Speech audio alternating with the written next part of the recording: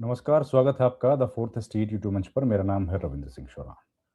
देखिए, नियम ये कहते हैं कि अगर किसी ने गलत जानकारी दी चुनावी हलफनामे में, तो उस पर कार्रवाई होगी। सिंपल है। कई लोग ऐसे आते हैं जिन्होंने अपने क्रिमिनल एंटेसिडेंट्स, उनके खिलाफ कितने मुकदमे चल रहे हैं या उनके पास कितनी धन संपत्ति है, इसको लेकर गलत जानकारी देने के एलिगेशंस लगते हैं।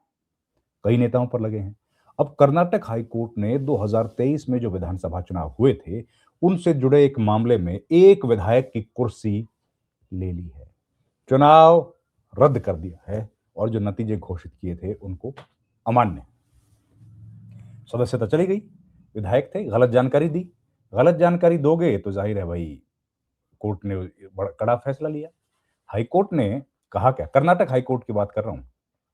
कर्नाटक, आप जानते हैं कि कर्नाटक वही जगह है जहां पर राहुल गांधी लगातार वोट चोरी की बात कह रहे हैं। वहां से यह खबर आ रही है, बड़ी खबर आ रही है। न्यायमूर्ति हैं MGS कमल, उनकी अध्यक्षता वाली पीठ ने यह बेहद महत्वपूर्ण फैसला सुनाया है।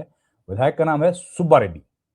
उन्होंने अपने नामांकन पत्रों के साथ जो हलफनामा दिया था, उसमें झूठ और अपूर्ण यानी कि कम जानकारी दी थी, जो चुनावी मापदंडों का तो उल्लंघन है भैया।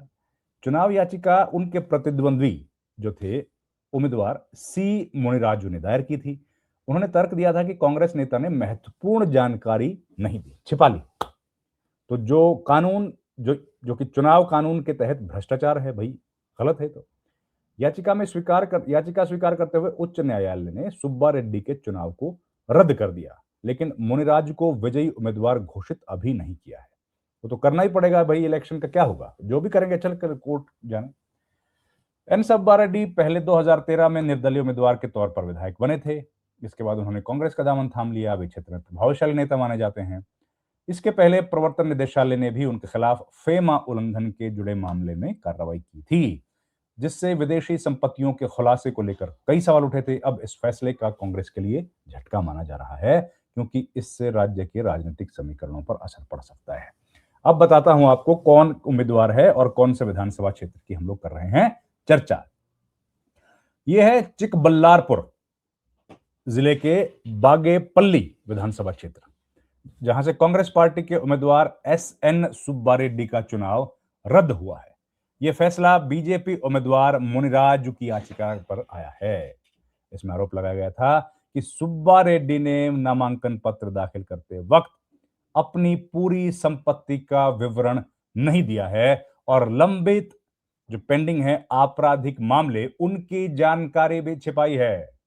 हाईकोर्ट ने सुनवाई के दौरान पाया कि संपत्ति के खुलासे से जुड़े नियमों का उल्लंघन हुआ है। इसके बाद कोर्ट ने उनकी सदस्यता रद्द कर दी, उनको अमान्य घोषित करते हुए चुनाव आयोग को नियमानुसार आगे की कार्रवाई करने को कहा। इसमें पुनः चुनाव कराना भी शामिल है। मतलब कोर्ट ने फैसला दिया है कि भाई आप तो कम से कम विधायक नहीं रहेंगे। अब आप विधायक नहीं रहेंगे तो अब क्या हो, क्योंकि क्या चुनाव दोबारा होगा या जो हार गया है बीजेपी का उम्मीदवार उसको घोषित किया जाएगा विजेता, ये सब छोड़ दिया है इलेक्शन कमीशन। तो आप जानते हैं राहुल गांधी लगातार वोट चोरी का मुद्दा उठा रहे हैं, और ये जो सीट, ये जो नतीजा आया है, ये फैसला जो आया है, ये फैसला देखिए देश की राजनीति में चौंकाने वाला फैसला है। क्योंकि ये एक इलेक्शन पिटीशन थी, और इस इलेक्शन पिटीशन का महत्व क्या है? देखिए महत्व क्या है, सबसे पहले हम लोग ये जान लें। एक तो 2023 में चुनाव हुए थे, 2026 की शुरुआत में इसका फैसला आया, ठीक है, यानी कि 3 वर्ष में, 3 से पहले में, 2.5 पौने 3 वर्ष में, और फैसला आ गया। इसका मतलब ये एक नजीर बना है उन प्रदेशों के लिए भी जहां पर कई सारी चुनाव याचिकाएं लंबित हैं। मसलन मसलन हरियाणा। अब हरियाणा में भी कई सारी चुनाव याचिकाएं हैं, लंबित हैं। नियम चुनाव याचिकाओं से जुड़ा यह है कि भाई 6 महीने में इनका निपटारा कर दिया जाना चाहिए, इनके नतीजे आ जाना चाहिए। हाईकोर्ट इसका फैसला कर दे। अब हाईकोर्ट अगर 6 महीने में फैसला सुना देगा तो जाहिर है आगे रास्ता खुल जाता है कि चुनाव दोबारा करवाया जाएगा, या फिर जो हारा हुआ उम्मीदवार है उसको विजेता घोषित किया जाएगा। वो तमाम रास्ते खुलते हैं, और उसके तहत फिर कार्रवाई होगी। लेकिन अक्सर देखा गया है, अक्सर, कि चुनाव के नतीजों की घोषणा बहुत देर तक की जाती है। चुनाव के नतीजों से मतलब मेरा है चुनाव याचिकाओं की घोषणा। चुनाव याचिकाओं का निपटारा जो है उसका करने में इलेक्शन हाईकोर्ट लंबे लंबे समय ले लेता है, बहुत समय ले लेता है। कई चुनाव की जो याचिकाएं हैं वो तो 5 साल, 10 साल, 15 साल तक विलंबित रहती हैं, ऐसा भी खबरें सुनने को आती हैं।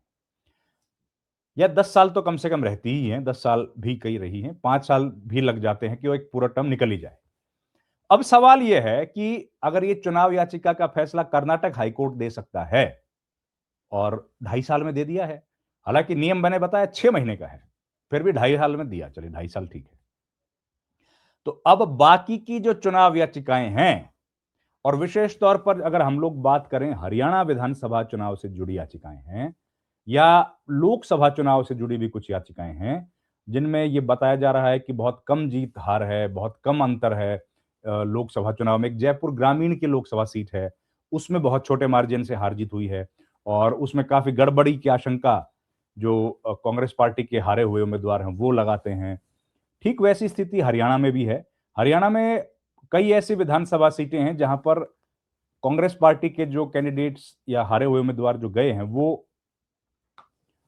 कांग्रेस पार्टी के जो हारे हुए उम्मीदवार हैं, वो प्रत्याशी हैं, वो गए हैं हाईकोर्ट में, और उन्होंने कहा है कि भाई हमारे साथ जो है गलत हुआ, या जो सामने वाला प्रत्याशी है उसने गलत तरीके से चुनाव लड़ा और मेल फंक्शनिंग हुई है, और उन्होंने जो तरीका अपनाया था वो गलत है, कानून के हिसाब से वो ठीक नहीं है।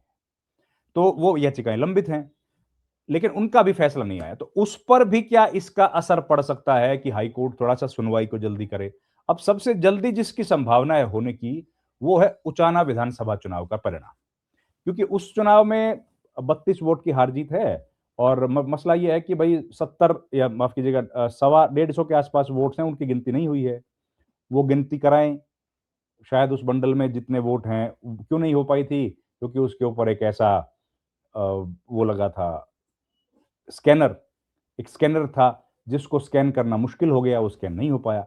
तो उसके बाद जो बृजेंद्र सिंह हैं कांग्रेस पार्टी के प्रत्याशी, वो चले गए थे हाई कोर्ट में, और हाई कोर्ट जाने के बाद उन्होंने कहा कि भाई ये जो है ये इसको काउंटिंग किया जाए, और उसके बाद वो मामला अभी हाई कोर्ट, फिर सुप्रीम कोर्ट, फिर हाई कोर्ट चलता हुआ जा रहा है। अब उसका जब नतीजा आएगा तब हम लोग बताएंगे आपको।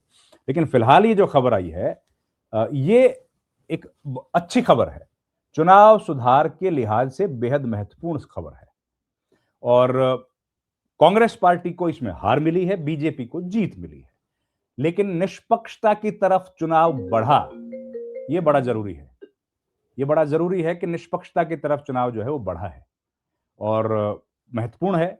इसका क्या नतीजे निकलेंगे वो तो हम लोग देखेंगे, लेकिन कम से कम ये देखने में आया कि इलेक्शन कमीशन, या जो अब इलेक्शन से जुड़ी जो याचिकाएं हैं उन पर पंजाब कर्नाटक हाई कोर्ट ने एक फैसला लिया, और तुरंत जल्दी फैसला लिया, ताकि अगर वहां पर गलतियां हुई हैं तो दूसरे विधायक को मौका मिल सके, वो अपने बचे हुए टर्म में काम कर पाएगा। और अगर हाई कोर्ट से मामला भी सुप्रीम कोर्ट जाएगा, जाहिर है वो लेके जाएंगे। और चुनाव आयोग इस पर क्या करता है कि हारे हुए उम्मीदवार को विजेता घोषित करेगा, या कोई जीता हुआ उम्मीदवार इस पर दूसरा चुनाव होगा, क्या होगा वो देखना पड़ेगा, अभी मालूम नहीं है। लेकिन जो भी है ये बड़ा महत्वपूर्ण है। तो चुनाव से जुड़ी याचिकाओं पर हम लोग लगातार नजर बना के रखते हैं, आप तक पहुंचाने की पूरी कोशिश करते हैं।